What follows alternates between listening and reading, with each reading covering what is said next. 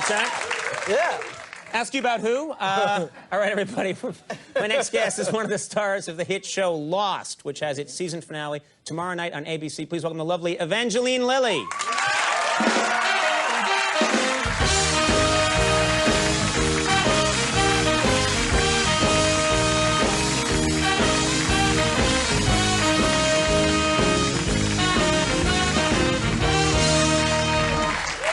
I love that move Chris did. You're walking towards me, you're beautiful, and he jumps right in front of me. Oh, hey.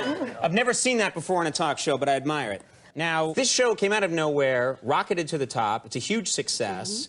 And for you, I think there are a lot of people who watch TV and they misunderstand. They think, oh, well, you've probably always been successful. This was your first real speaking part on television, and it's this show, which is like a meteor. What happened? What had you done before this? I'd done literally nothing before this as far as the speaking role is concerned. I've been a corpse twice.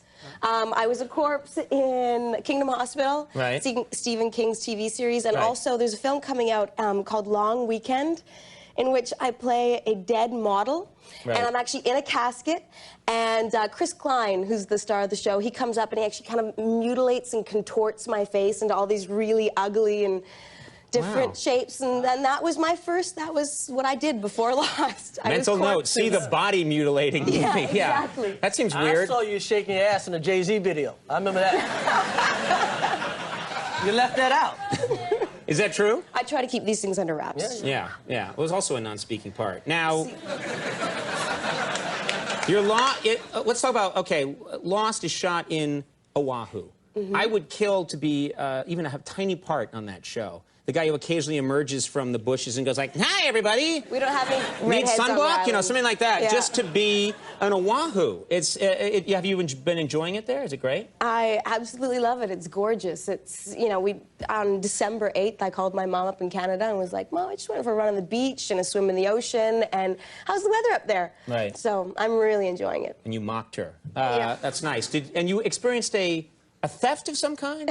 What happened? You were a victim of crime in Oahu. Yeah, well, I had a girlfriend who was staying with me for a while, and I went away to work.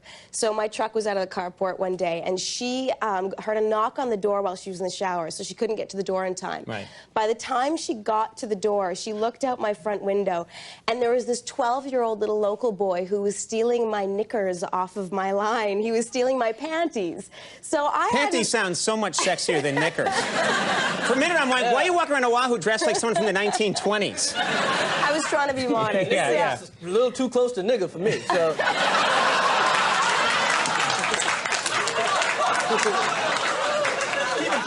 I'm glad you said that and not me. So glad that was your quip and not mine. Panties off the line. My niggas, what? What's going on here? So let's talk about your days as a flight attendant. We're gonna... Right along. Yeah. So you were a flight attendant for a while, is that right? Yeah, I was a flight attendant, hated it, absolutely loathed it. Does anyone like, it must be really difficult, because I know when I'm flying and I see the flight attendants working, I can't believe how difficult it looks. Some people love it, but I can't fathom why. I mean, I've been a waitress for years, and that's hell, having people tell you what to do and run around and serve them. But those people want to be there. Like, they're having a good time, they're all drinking, they all got their buddies with them. In a plane, you're in this aluminum tube, you're breathing recycled air, nobody wants to be there, nobody wants to be sitting beside the person they're sitting beside, and they just take it out on you the whole time. Right. Meanwhile, what you're really there for is to save their lives. Like, flight attendants are actually trained, believe it or not, to do something other than serve food. They're to save your life if the plane goes down. Miserable job. If the plane goes down, what are they going to do? I've always, you know, if the plane goes down, are they going to, you know, like get me some creme brulee or something? If the plane's going down, I never know what it is they're going to do. And I'm sure I'm going to get a lot of letters now. Yeah. Actually, something else is going to get a lot of letters. But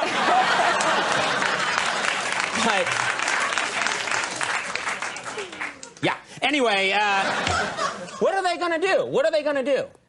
We're there to evacuate people out of the plane, believe it or not. An aluminum tube falling at thousands of miles an hour. They're going to tell us, everyone congregate in this area so all our bodies are in the same place. You can't even keep your damn panties. You're going to get people out the plane. I'm going to get people out of the plane. We actually did these simulators where we would simulate crashes. They were so much fun. So basically they would just put you in something that looked like an airplane and drop it at a couple thousand miles an hour. Exactly. And then, see what you would do. Once it dropped, we got to jump on those, like, inflatable rafts, and we got to go down the slides, and we all had a good time. It was actually kind of like Lost. You know, I was in a plane going down, pretending to be scared for my life. It was my first acting experience. And your story got you around to plugging the show, which is genius. All right, The Lost 2-hour season finale airs tomorrow night at 8 on ABC. Evangeline Lilly, thanks for being here. Thank you very much. We'll take a break. When we come back, Billy Idol's here. Stick around.